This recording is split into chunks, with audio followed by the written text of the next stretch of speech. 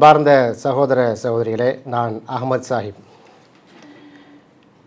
நீங்கள் எல்லாம் எதிர்பார்த்து காத்து கொண்டிருந்த ஈரான் இஸ்ரேல் அப்டேட் குறித்த எனது பார்வை,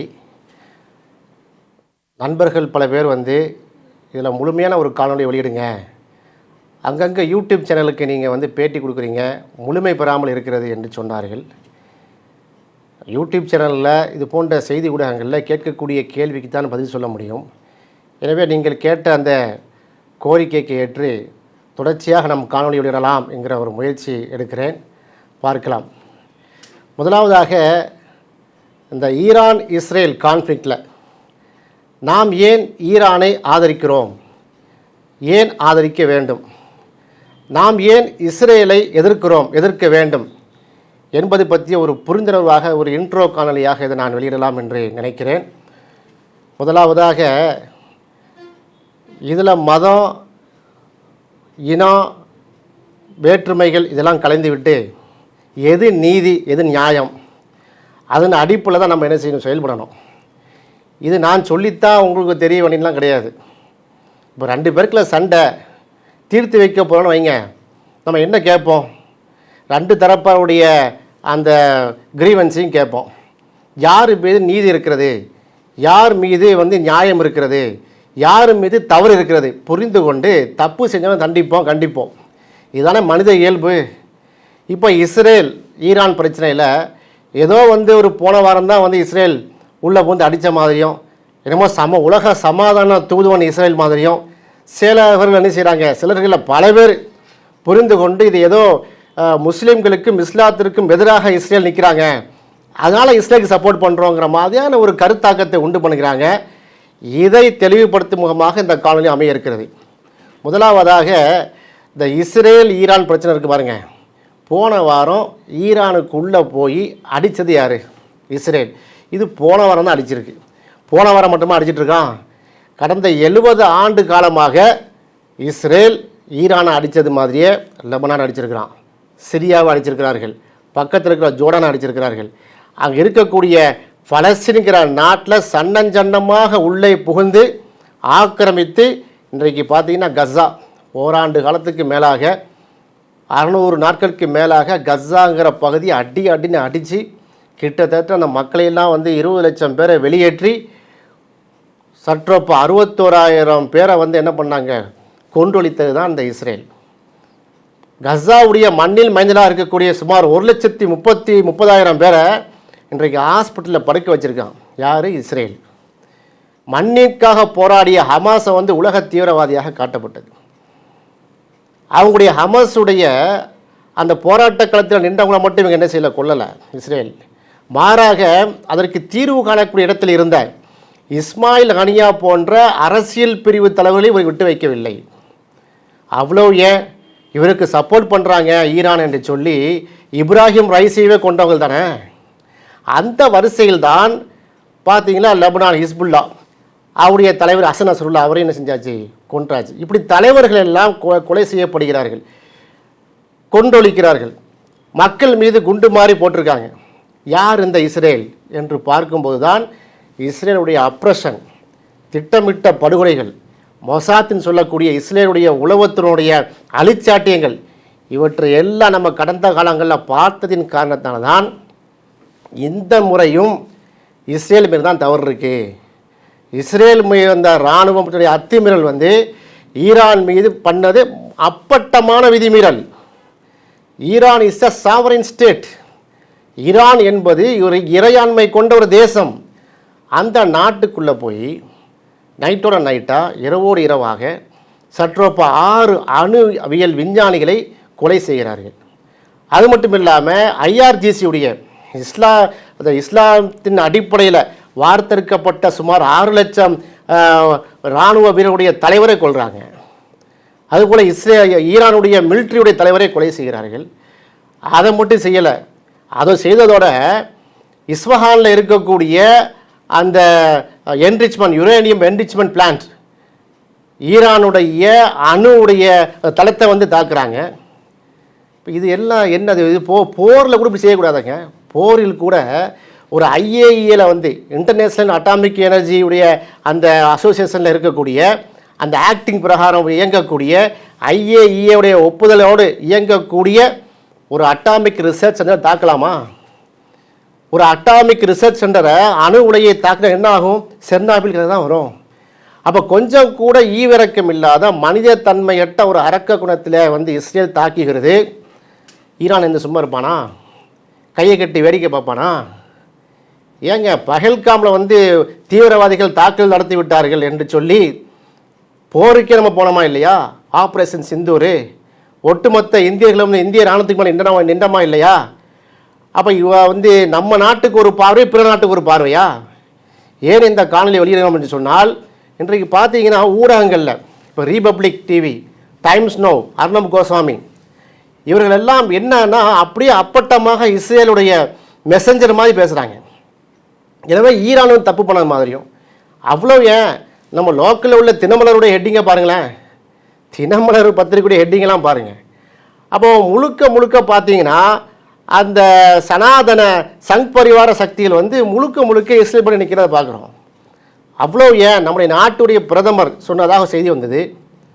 இஸ்ரேலுடைய அதிபர் பெஞ்சமின் நெட்டன்யாகு என்னிடம் சொல்லிவிட்டு தான் ஈரானை தாக்கினார். இது நமக்கு தேவையா? இந்த ஸ்டேட்மெண்ட் நமக்கு தேவையான்னு கேட்டேன். இப்படி பிரதமர் மோடி சொன்னதாக செய்தி வெளியே வருகிறது. நம்ம லோக்கலில் இருக்கக்கூடிய சேனல்லாம் பார்த்தீங்கன்னா பயங்கரமாக செய்தி வெளியிடுறாங்க. அவ்வளோயா யூடியூப்பில் நான் வந்து கிட்டத்தட்ட ஒரு 20 இப்போ ஈரான் சம்பந்தமான காணொலி வெளியிட்டு அவர் யூடியூப்பை பார்க்குறேன். அப்பட்டமாக அடித்துடனே கடந்த வெள்ளிக்கிழமை அவன் போட்ட டைட்டில் வந்து இஸ்ரேலின் சிங்கப்பாதையாம். ஏன்டா உள்ளே போய் அடிக்கிறான் அவன் நாட்டுக்குள்ளே, அது சிங்கப்பாதையா? அப்புறம் ஒரே நொடியில் கலைந்து போன ஈரானின் அணு ஆயுத திட்டம், ஈரானுடைய அணு ஆயுத திட்டம் கலைஞ்சே போயிடுச்சு. பயம் காட்டிய 9 அணு ஆயுதங்கள், ரைசிங் லயன். இப்படி இஸ்ரேலை புகழ்ந்து காணொலி விளையக்கூடிய யூடியூப் சேனல்ஸு ஊடகங்கள்லாம் பார்த்தா ரொம்ப பரிதாபமாக இருக்கிறது. நம்ம இந்தியர்கள் யார் மேலே நின்றுருக்கிறோம்? நம்ம என்றைக்குமே சமாதான தூதுவர் என்று நம்ம பெயரெடுத்த இந்தியா அல்லவா? நம்ம ஒரு காலம் இஸ்ரேல் மேலே நின்றதே கிடையாது. 1947 நீங்கள் ஐநா சபை தீர்மானம் நிறைவேற்றும் போதே நம்ம யார் பக்கம் நின்றோம்? அன்றைக்கு இருந்த ஜவஹர்லால் நேரு என்ன சொன்னார்? நம்ம நாடே அப்போ சுதந்திரம் பெற்று அப்போ புதுசாக தான் இருந்திருக்கு. சுதந்திர காட்டை புதிதாக சுவாசித்து கொண்டு இருந்தோம். சுதந்திர காட்டை புதிதாக சுவாசித்து கொண்டு இருந்தோம். அப்போ கூட நேரு என்ன சொன்னார்? அப்போது இருந்த இந்திய தலைவர்கள் என்ன சொன்னாங்க? இது அநியாயமாக இருக்குங்க, 70% வாழக்கூடிய முஸ்லீம்கள் வாழக்கூடிய பலஸ்தீனில், அரபு முஸ்லீம்களாக இருக்கக்கூடிய பலஸ்தீனில் 40% மட்டும் நீங்கள் எப்படி பலஸ்தீன் மக்களுக்கு பிரித்து கொடுத்தீங்க? வெறும் 30% இருக்கக்கூடிய யூதர்களுக்கு 60% நிலப்பரப்பு நீங்கள் எப்படி நீங்கள் பிரித்து கொடுத்தீர்கள்? ஜெருசலத்தை எப்படி நீங்கள் பொதுவாக வைத்தீர்கள்? இந்த கேள்வியில் எழுந்துச்சா இல்லையா? யாசர் அரஃபாத்தோடு தான் நமக்கு வந்து டீலிங்கு. PLOவுடைய பாலஸ்தீன் லிபரேஷன் ஆர்கனைசேஷனுடைய யாசர் அரஃபாத்தோடு தான் நமக்கு தொடர்பே இல்லாமல் ஏரியல் சொல்லணும் நமக்கு என்ன இல்லை, ஒட்டுமில்ல உறவும் கிடையாது. இப்படி தான் இந்திரா காந்தியும் இருந்தார்கள்.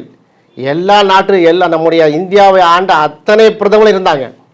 வாஜ்பாயுடைய ஆட்சி காலத்தில் 98 நம்ம கூடா நட்பு வந்து கேடாய முடிங்கிற மாதிரி அத்வானிஜி அங்கே போய் என்ன செஞ்சார்? ராஜாங்க உறவை வந்து மேற்படுத்தினார். அதில் வந்து பார்த்தீங்கன்னா நரசிம்மராவ் பீரியடில் தூபம் போட்டாங்க. நரசிம்மராவ் வந்து பிரதமராக இருக்கும்போது கூட என்ன பண்ணலை, அந்தளவுக்கு என்ன செய்யலை, உள்ளே போய் கெட்டிலாம் பிடிக்கலை. ஆனால் மோடிஜியுடைய நம்முடைய பிரதமர் மோடியுடைய பிரிவில் தான் பார்த்தீங்கன்னா இஸ்ரேலோடு கட்டி புரளக்கூடிய பார்க்குறோம். இங்கேருந்து ஒரு தொலைக்காட்சி, தமிழ்நாட்டு தொலைக்காட்சி கஸாவுடைய அந்த இனப்படுகொலையின் போது அங்கே இஸ்ரேலுக்கே போய் நின்று லைவ் டெலிகாஸ்ட் பண்ணதெல்லாம் பார்த்தீங்கன்னா இல்லையா? இப்போ போக வேண்டியதுன்னு அவங்க வேற யாரும் தந்தி தான் சொல்கிறேன். தந்தி தொலைக்காட்சியுடைய தோழர் ஹரியத்தான் நான் கேட்குறேன். இப்போ போக வேண்டியதுனே இஸ்ரேலுக்கு? பார்த்தீங்கன்னா அவ்வளோ அப்பட்டமான ஒரு வெறித்தனமான ஒரு எதிர்ப்பு போக்கை நம்ம பார்க்கிறோம். ட்ரோன்களை பொசுக்கிய இஸ்ரேல், ஈரானின் முதல் திட்டம் பலிக்கவில்லை. இப்படி போட்டு என்ன செய்கிறாங்க? ஈரானை திட்டத்தை பார்க்குறோம். அதுபோல் ட்ரம்ப் பகீர் எச்சரிக்கை, இஸ்ரேலின் 2வது அட்டாக் வந்துவிட்டது, திட்டம் போட்ட 50 மொசாத் யூனிட் என்று சொல்லி இஸ்ரேலுடைய வல்லமையெல்லாம் புகழ்ந்து ட்ரம்ப் வர்றாரு, அங்கே பெரிய பெரிய ஷிப்புலாம் அனுப்பிட்டாரு, போர் தளவாடங்கள்லாம் அனுப்பி வைத்திருக்கிறாரு, இனி ஈரானே காலி அப்படின்னு வந்து செய்தி வெளியிடுறாங்க. கீழே பார்த்தீங்கன்னா வார் ரூம், அண்ணாமலைஜியுடைய வார் ரூம்லேருந்து என்ன செய்கிறாங்க, லாங் லைஃப் இஸ்ரேல். அதை விட கேவலம், இஸ்ரேல் வாழ்க என்று சொல்லி பாஜக சார்பாக டெல்லியில் ஊர்வலங்க 2 நாளைக்கு முன்னாடி. எங்கே போய் கொண்டிருக்கிறோம்? 2 நாட்டுக்குள்ள பிரச்சனை என்று சொன்னால் நம்ம வந்து கருத்து பதிவதாக இருந்தால் நியாயம் யார் பக்கம் இருக்கிறது என்பதை பார்க்க வேண்டும். ஈரான் வந்து அணு உலை வைத்திருக்குது. அணுவை வந்து என்ன செய்கிறாங்க, ஆட்டமம் தயார் பண்ண போகிறாங்க. 1 மணி நேரத்தில் 15 அணுகுண்டுகளை தயாரிக்க முடியும் யாரால், ஈரானால் அப்படின்னு சொல்லி என்ன செய்கிறார், பெஞ்சமின் நெட்டன்யாகு அடிக்கிறார். அவன்கிட்ட ஆட்டம் பாம் இருக்கிறது, தயாரிக்க போகிறான் என்று சொன்னால் அது தவறு என்று சொன்னால் உங்ககிட்ட இருக்கா இல்லையா? இஸ்ரேலில் ஆட்டம் பாம் இருக்கா இல்லையா? நீ மிரட்டுறியா இல்லையா? அப்போ அவனை எப்படி குறை சொல்லுவேன்?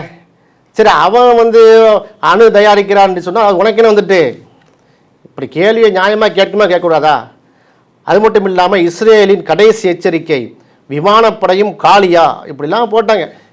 ஈரான்னா யாருன்னு தெரியாமல் இப்படி பேசிட்டு இருந்தாங்க. கடைசியில் பார்த்தா கடைசி 5 நாளில் அடி நெரிசலை கழட்டிட்டான் ஈரான். ஏதோ கஸா மாதிரி இந்த ஹூத்தியுடைய போராளிகள் மாதிரி நினச்சிக்கிட்டு ஈரானை டீல் பண்ணார் பெஞ்சமின் நெட்டன்யாகு. கடைசியில் என்ன ஆச்சு, டெல் அவீவும் ஹைஃபாவும் சல்லடையாக துடைக்கப்பட்டது. ஏன்? ஈரானை பொறுத்த வரைக்கும் ஒரு சஃபிஸ்டிகேட்டட், வெல் சஃபிஸ்டிகேட்டட் கண்ட்ரி. எவ்வளோ பொருளாதார தரையும் தாண்டி அவர்கள் என்ன செஞ்சுருக்காங்க, அறிவியல் ரீதியாக மேம்பட்ட ஒரு நாடாக இருக்கிறார்கள். அவ்வளோ பிரச்சனைகள். பெஜஸ்கியான் சொல்கிறாரு அதிபர், நீங்கள் வந்து முஸ்லீம் நாடுகளே நீங்கள் ஒன்றிணைங்கள் என்று சொல்கிறார். அங்கே யூஎஸ்டைய எம்பசியுடைய பிரான்ச் ஆஃபீஸே அட்டாக் ஆகி போய்விட்டது. இஸ்ரேலுடைய டெலிவிஷனுடைய ஹெட் ஆஃபீஸை வந்து தகர்த்துட்டாங்க ஈரானுடைய மிசைலை போட்டு. டெல் அவீவ் ஹைஃபாவுடைய துறைமுகம், அணுசக்தி நிலையம், மின் உற்பத்தி நிலையம், எண்ணெய் கிணறு எல்லாமே பற்றி எறிந்து கொண்டு இருக்கிறது. அப்போ சமபலத்தில் உள்ள ஒரு எதிரியை இப்போ தான் சந்திக்கிறாங்க இஸ்ரேல். நாம் என்ன செய்யணும், நடுநிலையாக பார்வையாக இருக்கணும். ஒரு காலமும் நாம் இந்தியர்கள் போரை விரும்புபவர்கள் கிடையாது. போர் எந்த பக்கம் வந்து பாம்பு வெடித்தாலும், எந்த பக்கம் வந்து ஸ்கட்டு ஏவுகணை வந்து விழுந்தாலும் சாவுறது மனுஷ உயிர் தான், பொதுமக்கள் உயிர் தான். அதனால் நாம் வந்து ஒரு காலமும் போரை விரும்பவில்லை. போர் நிறுத்தப்பட வேண்டும். ஆனால் நியாயம் யார் பக்கம் இருக்குது? உலக சட்டம் பிள்ளையாக இருக்கக்கூடிய அமெரிக்காவுடைய கள்ள குழந்தையாக செயல்படக்கூடிய இஸ்ரேல் முதலாக தன்னுடைய வரலாற்றில் அடி வாங்குது. என்ன விட்டால் ஆள் இல்லை, என்ன யார் கேள்வி கேட்பது என்று இருந்த இஸ்ரேலுக்கு கேள்வி கேட்கறதுக்கு ஈரானில் உள்ள 85 வயசு மதிக்கத்தக்க ஒரு வயதான ஒரு மூத்த பழுத்த பழம் வந்துட்டார் கமேனியை கொள்ளுவேங்கிறாப்புல. கமேனி இருந்த இடமா இல்லாமல் ஆக்குவோம். யார்? இந்த பெஞ்சமின் நெட்டன்யாகு. ஏற்கனவே கஸால போர் வெறியில் இரத்த காட்டேரியாக மாறி மனித ரத்தம் குடித்ததற்கு போதவில்லை. இப்போ இஸ்ரேலில் நாங்கள் அடித்து காட்டுறோன்னு சொல்லி அடித்தாருன்னு சொன்னால் பதிலடி கொடுக்கணுமா நம்ம? எனவே தான் நம்ம இஸ்ரேலுக்கு எதிர்க்கிறோம். எனவே தான் இஸ்ரேலுக்கு எதிராக இருக்க வேண்டும் என்று பிரச்சாரம் பண்ணுறோம். ஆகையால் தான் நம்ம ஈரான் பக்கம் நிற்கிறோம். ஈரான் பக்கம் நியாயம் இருக்கு. ஈரானுக்கு நமக்கு என்னங்க சொத்து, அதாவது சொந்தக்காரங்களா ஈரானே? நம்முடைய சொந்த நாடா? கிடையாது. 2 பக்கம் பார்க்குறோம். ஈரான் மீது நியாயம் இருக்கிறது, இஸ்ரேல் அநியாயம் செய்கிறது. இன்றைக்கு செம அடி வாங்கிட்டு இருக்கா இஸ்ரேல். அயன் டோம் இருந்தாங்க, பழைய ஈயம் பித்தளைக்கு பேரிச்சம்மன் கதையாக ஆகிப்போச்சு. புரியுதா?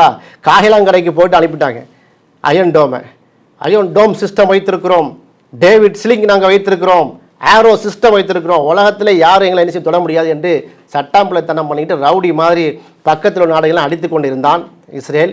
இன்றைக்கு வந்து சிஜிலுங்கிற ஒரு ஏவுகணைக்கு பதில் சொல்ல முடியல.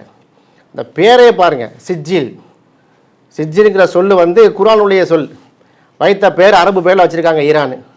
யானைப்படை மக்காவில் இருக்கக்கூடிய காபத்துல்லாவை தாக்குதல் அழிப்பதற்காக வந்தது. இது வந்து பார்த்திங்கன்னா ஒரு 5000 வருஷத்துக்கு முன்னாடி சப்ஜெக்ட் இது. அப்போ தாக்க வரும்போது அபாபில் பறவைகள் வந்து என்ன பண்ணுச்சு, தன்னுடைய அந்த சிறகுகளை அலகுகளை வந்து சின்ன சின்ன கற்களை போட்டு என்ன செஞ்சது, அந்த யானைப்படையை வந்து தோற்கடித்தது. இது ஒரு வரலாறு. அந்த யானைப்படை என்ன ஆச்சுன்னா, சவைத்து மென்று கக்கப்பட்ட ஒரு வைக்கோல் போல் ஆகிவிட்டார் என்று குர்ஆன் சொல்லுது. தர்மிகும் பிஹிஜாரத்தின் மின் சிஜில் ஃபஜ் அலகும் காஸ்பின் மாக்குங்கிறது. அந்த சிஜிலுங்கிற சொல்லை தான் நினைச்சாங்க பயன்படுத்தியிருக்காங்க. இன்றைக்கு அந்த ஏவுகணைக்கு வந்து ஈடுபடுத்த முடியவில்லை. அயன் டோம்லாம் வந்து பப்படமாக போய்விட்டது. ஆக பார்த்தீங்கன்னா அவங்க ஏர்பேஸை அடித்திருக்கிறார்கள். இன்றைக்கு இஸ்ஃபஹான் பிளான்ட்டை வந்து அடித்தேன்னு சொல்கிறான். இவ்வளோ வரம்பு மீறல். அப்போ இவ்வளோ வரம்பு மீறலுக்கு மத்தியில் தான் பார்த்தீங்கன்னா அந்த இஸ்ரேல் தப்பு செஞ்சுட்டு ஈரான் பக்கம் நியாயம் இருக்கிறது, ஈரான் பக்கம்தான் நீதி இருக்கிறது, ஈரான் தன் மண்ணை காப்பாற்றுவதற்காக களத்தில் நிற்கிறது, ஈரானை அடித்து துவச்சி தொங்க விடலாம் சொல்லி நினைத்து தான் இன்றைக்கு வந்து என்ன பண்ணுறாங்க, அமெரிக்கா வந்து ஏகாதிபத்தியம் தன்னுடைய ஆயுதங்களை கொடுக்கிறது. இதற்கு எதிராக நாம் நின்றிருக்க வேண்டும். ஆனால் நாம் நிற்கலை, இந்தியா நிற்கவில்லை, ஏனென்று தெரியவில்லை. ஆனால் வடகொரியா தைரியமாக சொல்கிறாங்க, கிம் ஒரு தைரியமாக பேட்டி கொடுக்குறாரு. அதுபோல் ரஷ்யாவுடைய விளாடிமிர் புட்டின் வந்து அவ்வளோ பேக்கப் பண்ணுறாங்க. சைனாவுடைய ஜின்பிங் வந்து என்ன செஞ்சார், அவர் மிக தெளிவாக வந்து பேட்டி கொடுக்குறாரு, கண்டிக்கிறாங்க, இஸ்ரேலுடைய அப்ரஷனை கண்டிக்கிறாங்க, அமெரிக்கா தலையிடக்கூடாதுன்னு அழுத்தம் கொடுக்குறாங்க. இதையெல்லாம் பார்த்து விட்டு இது ஜியோ பாலிட்டிக்ஸு, இதில் கருத்து சொல்கிறதா நீதியான முறையில் கருத்து சொல்ல வேண்டும் அல்லது அமைதியாக இருக்க வேண்டும். இப்படி பார்த்தீங்கன்னா ஃபுல்லாக சங்கி மங்கிகளாக மாறி ஏதோ ஒரு முஸ்லீம்களுக்கும் ஒரு யூத நாட்டுக்கு சண்டை நடக்குது, இதெல்லாம் நம்ம முஸ்லீமை நம்ம எதிர்ப்போங்கிறது அப்பட்டமான இஸ்லாமிய வெறுப்புணர்வு. அப்போ இந்த வெறுப்புணர்வு இருக்கக்கூட என்ன எப்படிப்பட்ட மனிதநேயம் இருக்கும்? ஒரு மனிதநேயம் இருக்காது. எனவே தான் சொல்கிறோம், இஸ்ரேல் என்கிற அந்த நாடு எந்த சட்டத்தையும் மதித்தது கிடையாது. சற்றப்போ 140க்கு மேற்பட்ட முறை ஐநா சபையால் கண்டிக்கப்பட்ட ஒரு நாடு. நீ பக்கத்து நாடுகள் என்ன செய்யாத, நீ வந்து அப்ரஷன் பண்ணாத, பக்கத்து நாடுகளில் நீ ஆக்கிரமிக்காதே, மக்களை கொன்றொழிக்காதே, போர் தொடுக்காதே என்றெல்லாம் கண்டிக்கப்பட்டு பல தீர்மானங்கள் நிறைவேற்றப்பட்ட நிலையில்தான் அவங்க என்ன செஞ்சாங்க, எதையுமே கண்டுக்கல.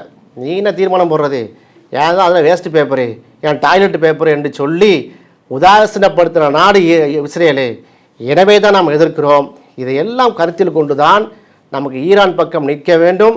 ஈரான் பக்கம் நீதி இருக்கிறது, ஈரான் பாதிக்கப்பட்டிருக்கிறது, பாதிக்கப்பட்ட மக்கள் மத்தியில் நிற்கிறது தான் அறம் என்பதால் நம்ம என்ன செய்கிறோம், ஈரானை நம்ம வந்து சப்போர்ட் பண்ணுறோம், இஸ்ரேலை வெறுக்கிறோம், இஸ்ரேல் வந்து திருந்த வேண்டும், போர் நிறுத்தப்பட வேண்டும் என்பதை இந்த காணொலி வாயிலாக நம்ம என்ன செய்கிறோம், வலியுறுத்துகிறோம்.